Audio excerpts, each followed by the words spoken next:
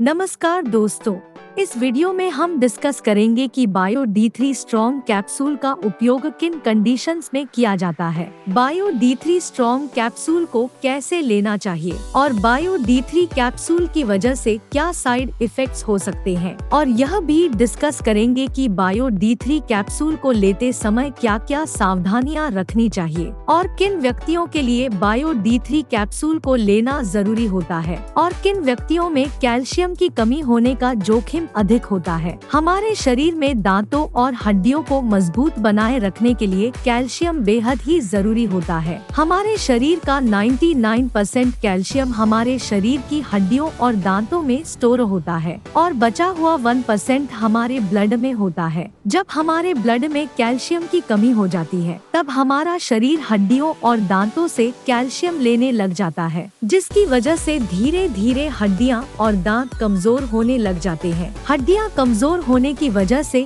हड्डियों में हल्की सी चोट या गिरने की वजह से भी फ्रैक्चर हो सकता है। कैल्शियम की कमी की वजह से दांतों की जड़ें कमजोर हो जाती है और दांत भंगुर होकर टूटने लगते हैं, और छोटे बच्चों में कैल्शियम की कमी होने पर उनके दांतों को निकलने में देरी हो सकती है या लंबा समय लग सकता है। बच्चों में कैल्शियम की कमी लंबे समय तक रहने पर उनकी हाइट भी कम रह सकती है। कैल्शियम की कमी की वजह से बच्चों में रिकेट्स हो सकता है और अडल्ट्स में ऑस्टियोमलेशिया और ओस्टियोपोरोसिस होने का रिस्क अधिक हो जाता है। ओस्टियोपोरोसिस एक हड्डियों का रोग है जिसमें हड्डियां बहुत ही कमजोर व अंदर से खोखली हो जाती है, जिसकी वजह से हड्डियों में हल्की सी चोट या गिरने की वजह से भी फ्रैक्चर हो सकता है। शरीर में कैल्शियम की कमी होने पर शरीर की हड्डियों और जोड़ों में दर्द रहने की समस्या भी हो सकती है। कैल्शियम के साथ विटामिन डी भी लेना जरूरी होता है। शरीर में विटामिन डी की कमी होने पर भी कैल्शियम की कमी हो सकती है, क्योंकि विटामिन डी शरीर में कैल्शियम के अवशोषण में मदद करता है, और शरीर में विटामिन डी की कमी होने पर शरीर भोजन से कैल्शियम का अवशोषण अच्छी तरह से नहीं कर पाता है, जिसकी वजह से शरीर में कैल्शियम की कमी हो सकती है। अगर आप कैल्शियम की कमी को पूरा करने के लिए अकेले कैल्शियम के सप्लीमेंट्स ले रहे हैं, तो ऐसी स्थिति में आपके द्वारा लिए जाने वाले कैल्शियम के सप्लीमेंट्स बेकार है, क्योंकि विटामिन डी के बिना आपके शरीर में कैल्शियम का अवशोषण नहीं होगा और आपके द्वारा लिए जाने वाले कैल्शियम के सप्लीमेंट्स पेशाब के जरिए शरीर से बाहर निकल जाएंगे। इसलिए कैल्शियम और विटामिन डी को एक साथ लेना जरूरी होता है। बायो D3 कैप्सूल में कैल्शियम के साथ साथ विटामिन डी भी होता है, इसलिए आपको विटामिन डी के सप्लीमेंट्स अलग से लेने की जरूरत नहीं होती है। दोस्तों, अगर आपको वीडियो पसंद आ रहा है तो कृपया वीडियो को लाइक करना व चैनल को सब्सक्राइब करना न भूलें। अब हम डिस्कस करेंगे कि बायो D3 कैप्सूल का उपयोग किन कंडीशंस में किया जाता है। बायो D3 कैप्सूल का उपयोग शरीर में कैल्शियम की कमी होने पर,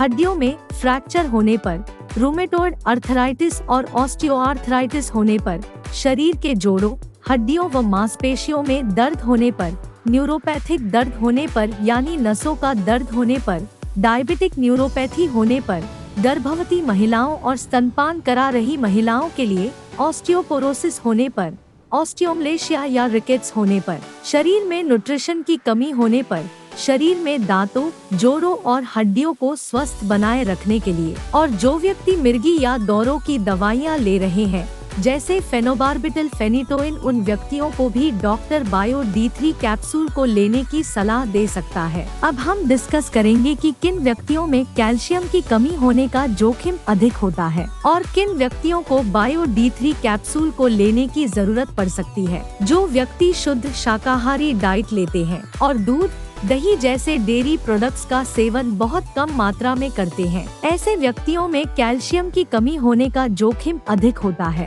इसलिए ऐसे व्यक्तियों को बायो D3 कैप्सूल को लेने की जरूरत पड़ सकती है। महिलाओं में मेनोपॉज के बाद एस्ट्रोजन हार्मोन का प्रोडक्शन कम हो जाता है, जिसकी वजह से महिलाओं में मेनोपॉज के बाद कैल्शियम की कमी बहुत जल्दी होती है और ऑस्टियोपोरोसिस होने का रिस्क भी अधिक हो जाता है। इसलिए कैल्शियम की कमी को पूरा करने के लिए और ऑस्टियोपोरोसिस से बचने के लिए डॉक्टर मेनोपॉज के बाद महिलाओं को भी बायो D3 कैप्सूल को लेने की सलाह दे सकते हैं। अगर आप ज्यादा मात्रा में प्रोटीन या नमक का सेवन करते हैं तो आपके शरीर में कैल्शियम की कमी हो सकती है, क्योंकि प्रोटीन और नमक का सेवन अधिक मात्रा में करने से शरीर से कैल्शियम ज्यादा मात्रा में बाहर निकलता है। अगर आपने स्टेरॉयड दवाइयाँ जैसे प्रेडनिसोलोन, मिथाइल प्रेडनिसोलोन, डिफ्लाजाकोरेट और बीटामेथासोन आदि दवाओं का सेवन लंबे समय तक किया है या कर रहे हैं, तो आपका डॉक्टर बायो D3 कैप्सूल को लेने की सलाह दे सकता है, क्योंकि स्टेरॉयड दवाओं का लंबे समय तक सेवन करने से ऑस्टियोपोरोसिस हो सकता है। इसलिए ऑस्टियोपोरोसिस होने के रिस्क को कम करने के लिए भी डॉक्टर बायो D3 कैप्सूल को लेने की सलाह दे सकता है। इसके अलावा किडनी फेलियर होने पर भी शरीर में कैल्शियम की कमी बहुत जल्दी होती है। जिन व्यक्तियों को लैक्टोज इंटॉलरेंस की समस्या है, उन व्यक्तियों में भी कैल्शियम की कमी हो सकती है। लैक्टोज इंटॉलरेंस की समस्या होने पर व्यक्ति दूध को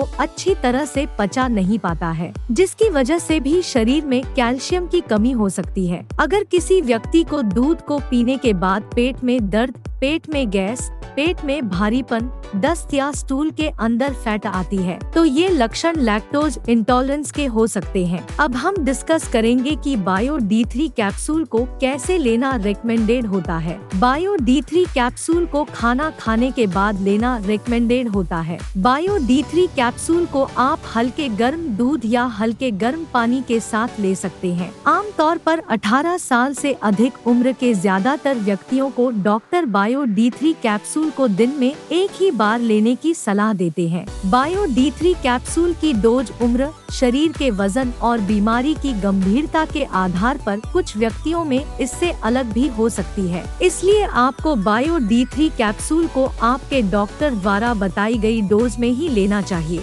बायो D3 कैप्सूल को कितने समय तक लेना चाहिए, यह उम्र और बीमारी की गंभीरता के आधार पर सभी व्यक्तियों में अलग अलग हो सकता है। इसलिए बायो D3 कैप्सूल को डॉक्टर की सलाह के बिना ज्यादा लंबे समय तक नहीं लेना चाहिए। कैल्शियम का सबसे अच्छा स्रोत दूध को माना जाता है और दूध से बने उत्पाद जैसे कि पनीर और दही में भी कैल्शियम अधिक मात्रा में पाया जाता है। इसलिए अगर आप अपने शरीर की कैल्शियम की कमी को प्राकृतिक खाद्य पदार्थों से पूरा करना चाहते हैं, तो आपको इनका सेवन पर्याप्त मात्रा में करना चाहिए। 1 लीटर दूध में लगभग 1300 mg कैल्शियम होता है। अगर कोई व्यक्ति या बच्चा प्रतिदिन 1 लीटर दूध को 2 भागों में बांटकर सुबह शाम पी लेता है, तो उसमें कैल्शियम की कमी नहीं होती है। इसके अलावा मूंग दाल, बादाम, नारियल, सोयाबीन, आम, संतरा और आंवला भी कैल्शियम से भरपूर होते हैं। इसलिए इनका सेवन आपको भरपूर मात्रा में करना चाहिए। साइड इफेक्ट्स की बात करें तो वैसे तो बायो D3 कैप्सूल एक बहुत ही सुरक्षित दवा है और ज्यादातर व्यक्तियों में बायो D3 कैप्सूल की वजह से कोई साइड इफेक्ट्स नहीं होते हैं। लेकिन अगर आप बायो D3 कैप्सूल को रिकमेंडेड डोज से ज्यादा डोज में लेते हैं, तो इसकी वजह से ब्लड में कैल्शियम का लेवल ज्यादा हो सकता है,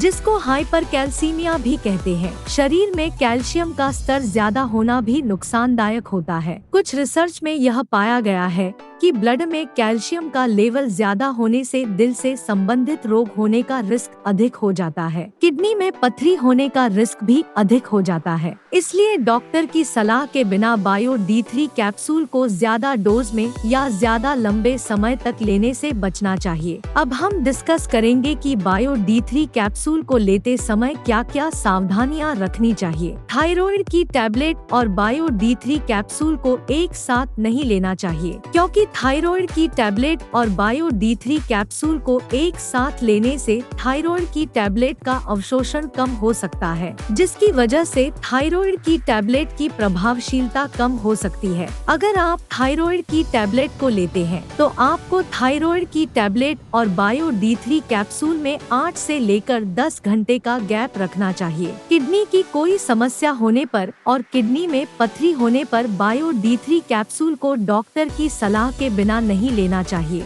आपको बायो D3 कैप्सूल को लेते समय आयरन के सप्लीमेंट लेने से बचना चाहिए, क्योंकि कैल्शियम के साथ आयरन के सप्लीमेंट लेने से कैल्शियम शरीर में आयरन के अवशोषण को रोक सकता है। वीडियो को देखने के लिए आपका धन्यवाद। अगर आपको वीडियो पसंद आया तो प्लीज वीडियो को लाइक कर देना, चैनल को सब्सक्राइब कर लेना और अगर आपका बायो D3 कैप्सूल से संबंधित कोई प्रश्न है तो आप कमेंट करके पूछ सकते हैं।